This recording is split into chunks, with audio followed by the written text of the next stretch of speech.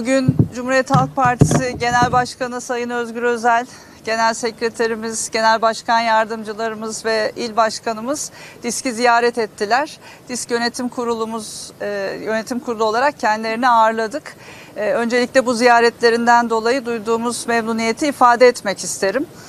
Türkiye'nin çok zor bir dönemden geçtiği, işçilerin, emekçilerin, emeklilerin yaşam mücadelesi verdiği bir süreçte ve aynı zamanda milyonların demokrasi ve adalet talebiyle sokaklarda olduğu bir süreçte emeğin gündemleriyle bu süreci bütünleştirmenin, büyütmenin çok önemli olduğu bir dönemde bu ziyaret çok anlamlı.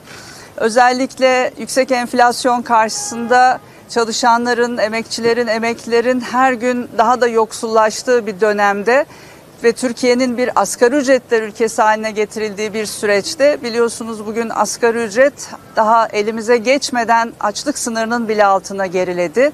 Milyonlar asgari ücrete mahkum edilmiş durumda. Sadece asgari ücret ve iktidarın ücret politikaları değil, vergideki adaletsizlik de bu süreç, bu ağır yoksullaşma daha da derinleşiyor ve bütün bunlarda işçilerin sendikalaşmasının, sendikal haklarını kullanmasının önüne konulan ağır engellerle, yasaklarla sürdürülüyor. Böylesi bir dönemde insanca yaşayacak bir asgari ücret için, asgari ücretin bizim DİSK olarak biliyorsunuz enflasyonun yüksek olduğu dönemlerde yılda 4 kez güncellenmesi gerektiğini ifade ediyoruz.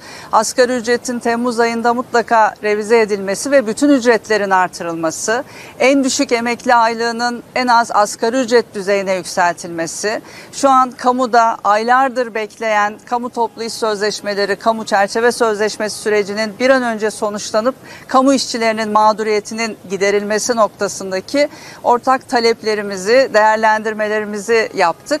Tabii en son söyleyeceğimi ifade ederek de bitirmek istiyorum. Bugün temel mesele Türkiye'nin bir ücretliler toplumu haline geldiği bu süreçte temel meselemiz işçi sınıfının sendikalaşması, örgütlü olmasıdır. Türkiye işçi sınıfının örgütlü olması, sendikalaşmanın önündeki engellerin kaldırılması sadece ekmeğimizin daha fazla büyümesini sağlamayacak, sadece bölüşümün biraz daha adaletli olmasını sağlamayacak. Aynı zamanda Türkiye işçi sınıfının örgütlü olması demokratik Türkiye demektir. Türkiye'nin aydınlık geleceği demektir. Demokrasimizin bu kadar ağır saldırılar altında olduğu bir süreçte işçilerin örgütlenmesi, sendikalaşması deyim yerindeyse bir memleket meselesidir. DİSK olarak biz bir yandan emeğimiz, ekmeğimiz için ve demokrasi için mücadele ederken bir örgütlenme seferberliğiyle de Türkiye'nin aydınlık geleceğini kurmak için hep birlikte yan yana omuz omuza mücadeleye devam edeceğiz. Bu anlamda Ana Muhalefet Partisi'nin bu ziyareti bizim için çok değerli ve çok anlamlı. Tekrar kendilerine hoş geldiniz diyoruz. Emeğimize de, ekmeğimize de, memleketimize de, demokrasiye, adalete, barışa, kardeşliğe de hep birlikte sahip çıkacağız. Tekrar teşekkür ediyorum. Hoş geldiniz. Sayın Başkanım çok teşekkür ediyorum. Günaydınlar arkadaşlar. Arzu Başkan'ın ve yönetim kurulunun şahsında hem DİSK'te örgütlü tüm emekçileri hem de Türkiye emekçi sınıfını bir kez daha en içten dayanışma duygularımızdan selamlıyoruz. Bugün burada Haziran ayı boyunca sürdüreceğimiz bir mücadelenin, yükselteceğimiz sesin ilk adımını atmak üzere DİSK'i ziyaret ederek güne başladık. Temel talebimiz şudur. Türkiye'de asgari ücret geçen sene 17.002 liralık asgari ücret, açlık sınırının altındaki asgari ücret, geçinmenin mümkün olmadığı bir sefalet ücreti noktasındaki asgari ücret bir yıl boyunca bir kuruş zam görmedi. Oysa bu ülkeyi yöneten iktidar emekçilerden oy isterken 2023 yılı seçimlerinde hem 14 Mayıs'ta hem 28 Mayıs'ta şunu söylüyordu. Enflasyonist ortamda asgari ücrete yılda 4 güncelleme düşünülebilir, düşünülmelidir, yapılmalıdır. Ve o sene biliyorsunuz 2021 ve 22'de Temmuz zammı yapıldı.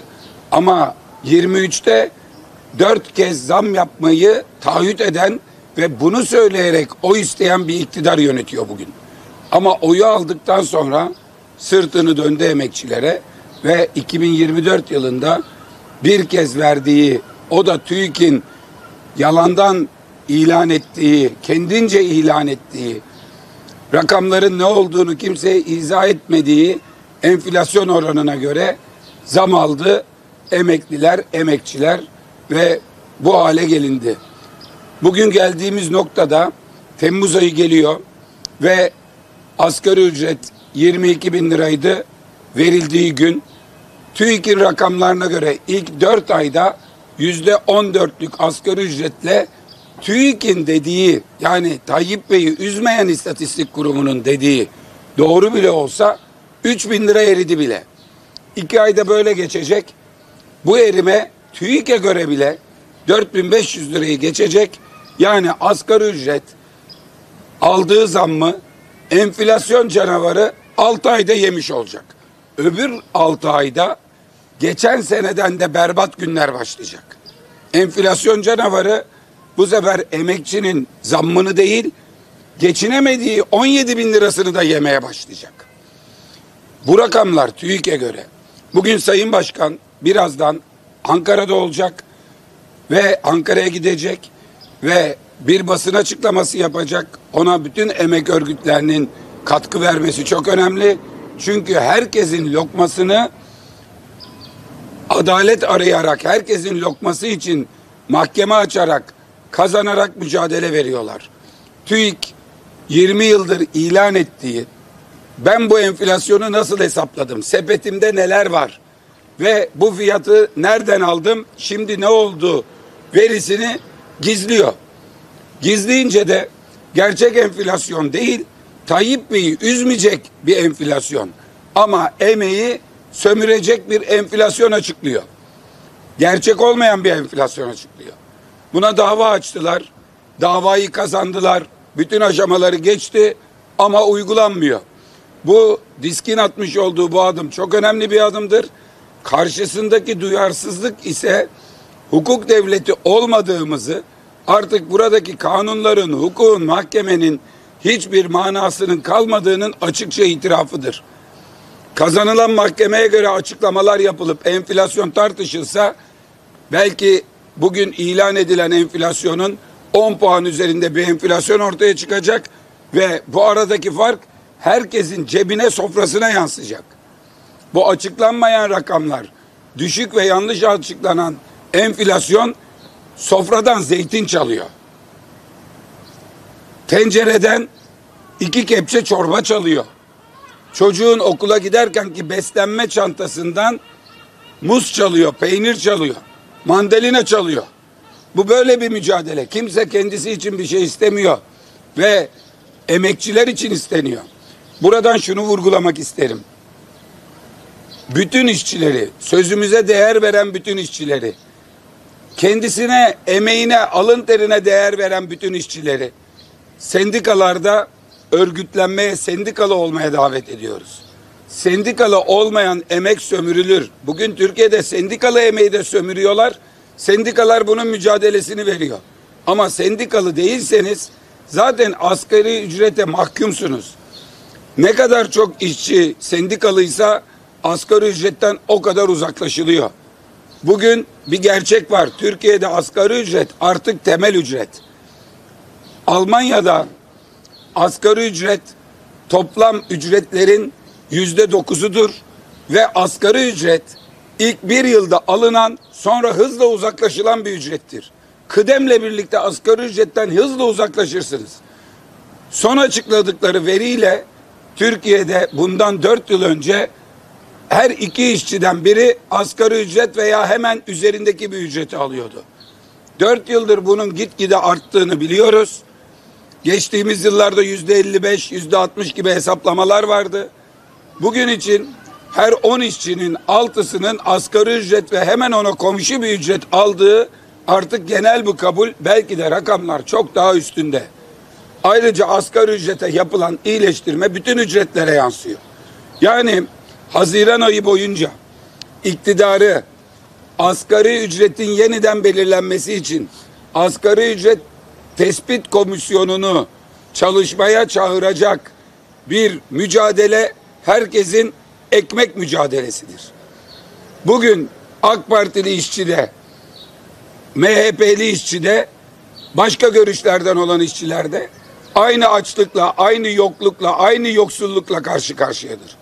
Siyaseti bir kenara bırakalım. Elbette bu da bütün siyasetin ana konusudur ama siyaseti bir kenara bırakalım. Ekmek için mücadele edelim. Ekmek için talepte bulunalım ve bunu da birazdan da bir ziyarette bulunacağız işverenlere.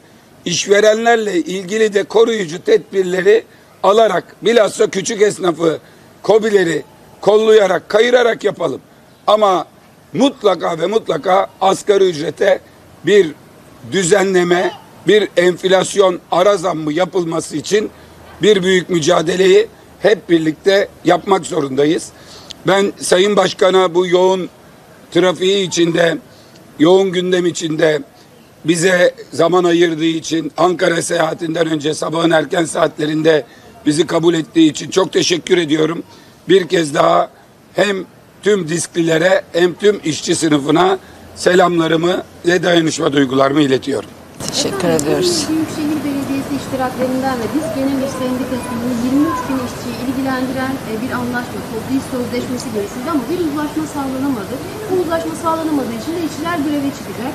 Belediye işçilerin taleplerinin ülke gerçekleriyle ve belediyenin koşullarıyla bağdaşmadığını öne sürüyor. Şimdi Cumhurbaşkanı Erdoğan'ın da CHP'li belediyelere silkeleyin talimatı verdiği dönemde işçilerin talepleri sizce karşılanabilir?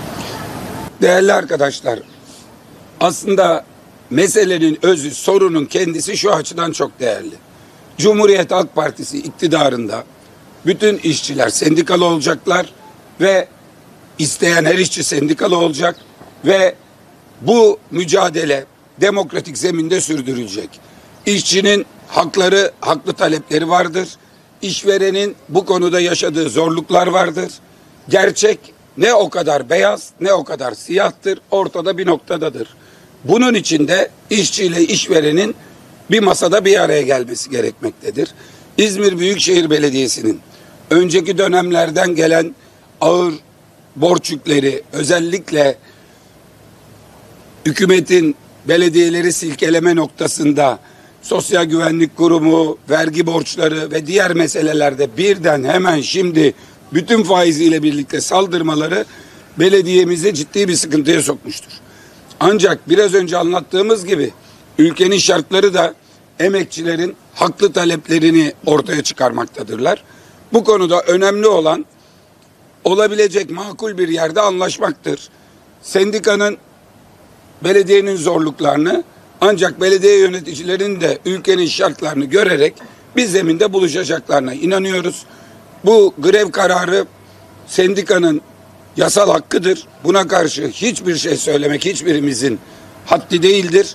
Ancak dün akşam bir masanın yeniden kurulduğunu, bir uzlaşma çabasının olduğunu görüyoruz. Ben de örgütlenme özgürlüğünün ve emek mücadelesinin arkasında olan bir genel başkan olarak arkadaşlarıma olumlu telkinlerde bulundum.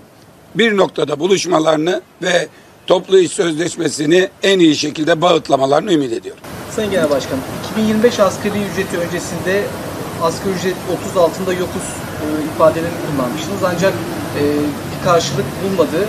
Bir kez ara zam talebi için farklı bir yol deneyecek misiniz yoksa nasıl bir sonuç bekleyeceksiniz? Geçtiğimiz dönemlerde bütün siyasi partiler elbette tüm çalışmaları da göz önünde bulundurarak, söylenen tüm sözleri, ülke şartlarını göz önünde bulundurarak bir asgari ücret talebi dile getiriyorlardı.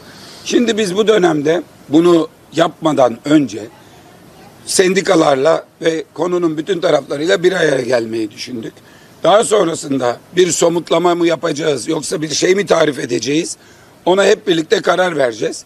Biz geçtiğimiz dönemde iktidar, şunu hatırlayın, asgari ücretle ilgili yükselen anlamlı, tutarlı ve gerçekçi bu talepleri görmezden geldiğinde Temmuz 2024 ayında anketlerde belki de kendi siyasi tarihlerinin en büyük düşüşünü yaşadılar. En büyük düşüşünü yaşadılar ve halen daha da oradaki düşüklüğü telafi edebilmiş değiller. Üstünden ne çalkantılar geçti. İşte Suriye meselesinin köpürtülmelerinden tutun da terörsüz Türkiye ile ilgili meselelerden beklentileri bir yana, gelen her anket Adalet ve Kalkınma Partisi'nin ikinci parti olduğunu tescilliyor ve bugün seçim olsa Cumhur İttifakı'nın seçim kaybettiğini tescilliyor.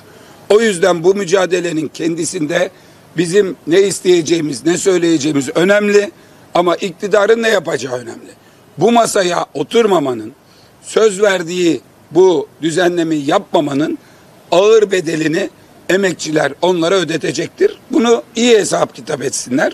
Biz Temmuz'da bir ara zam verilmemesi durumunun hükümetin intiharı olacağını, bizim de bu konuda mücadeleyi en sert şekilde sürdüreceğimizi ifade etmek isterim. Teşekkür ediyoruz arkadaşlar.